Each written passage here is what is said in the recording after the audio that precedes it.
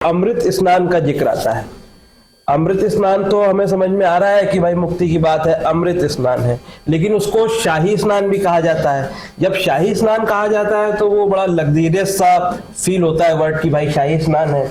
और इसी से जुड़ा दूसरा प्रश्न हमारा ये भी है जो मैं इसमें कंक्लूड करना चाह रहा हूँ कि आपने जो मत अभिव्यक्त किया कि ये आध्यात्मिक मेला है, धार्मिक कम है, आध्यात्मिक उससे ज्यादा है। तो ऐसे में आपकी ड्राफ्ट में छठा पॉइंट जो है कि संतों के लिए राष्ट्रीय वैभव की आवश्यकता क्यों है, इन दोनों विषयों पर भी आप बताएं। देखिए, पहली बात तो यह है कि जो शाही स्नान, जैसा प्रखर जी आपने कहा, और शाही स्नान का नाम बदल करके इस बात से कर दिया गया अमृत स्नान, क्योंकि शाही पर्शियन शब्द है और हमारी संस्कृति में फिट नहीं बैठता, इसलिए हमने उसको बदल दिया और शाही की जगह अमृत स्नान शब्द दिया। हम ये जो संत है और संतों का दूसरा पार्ट है नागा। नागा सभी में नहीं होते, कुछ अखाड़े में ये अपना जो जीवन जीते हैं रूटीन सामान्य जीवन, ये जो है वो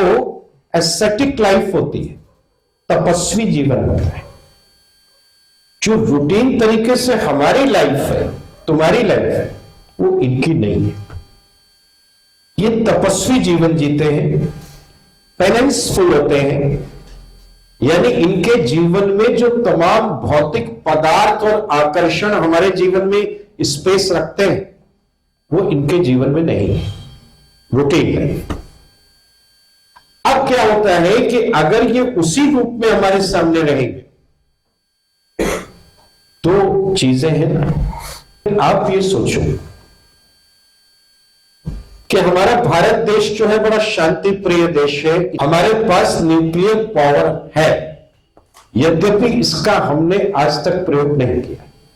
इसका उद्देश्य क्या है? कि हमें यह दिखाना है कि हमारे पास है,